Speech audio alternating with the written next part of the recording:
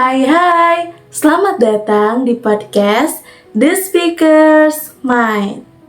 Bareng lagi sama aku Amalia yang bakal nemenin kamu selama beberapa menit ke depan. Video kali ini adalah learning journal pertemuan ke-14. Wah, gak kerasa ya, kita udah berjalan sejauh ini setelah melewati berbagai materi seru sebelumnya. Di episode kali ini, aku bakal membahas materi super menarik yang dipresentasikan oleh teman-teman dari kelompok 4. Materi mereka ini daging banget buat kita yang mau mendalami dunia cuap-cuap, yaitu tentang teknis mengelola dan memandu acara. Spesifiknya membahas peran MC, announcer, dan moderator. Yuk pasang earphone dan tonton sampai habis. Teman-teman, tahu nggak, di dalam dunia public speaking, memandu sebuah acara itu bukan cuma modal suara bagus atau asal maju aja nih bawa mic.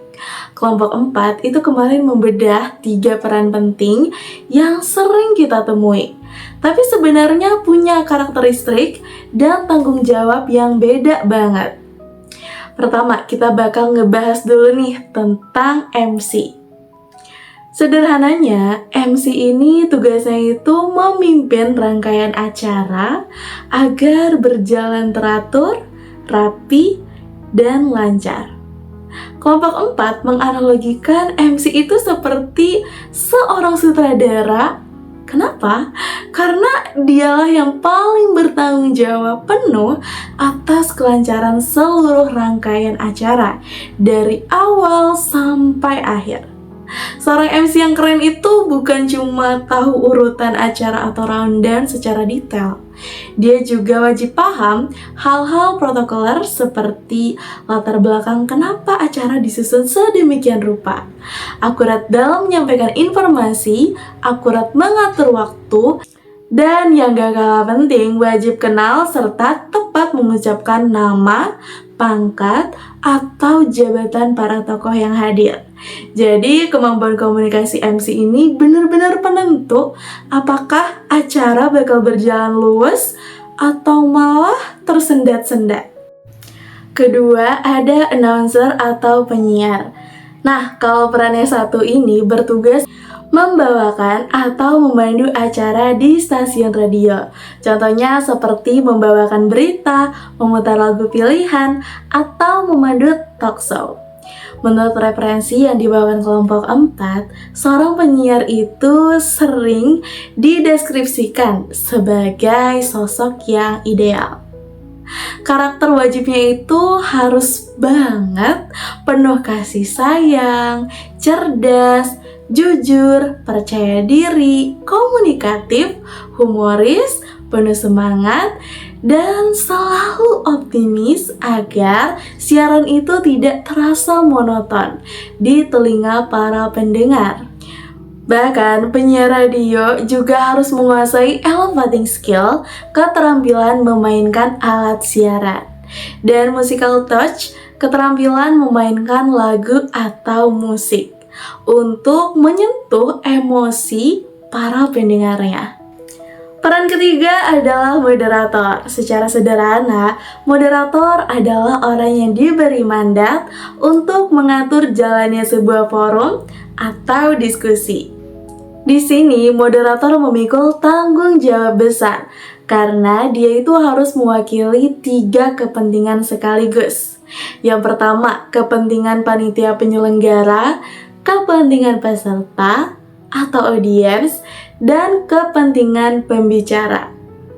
Sebagai penjembatan, penengah, pemandu, dan pengenali acara, seorang moderator dituntut wajib bersikap netral, gak boleh memihak, baik ketika ada silang pendapat antara narasumber dan audiens maupun antara sesama narasumber.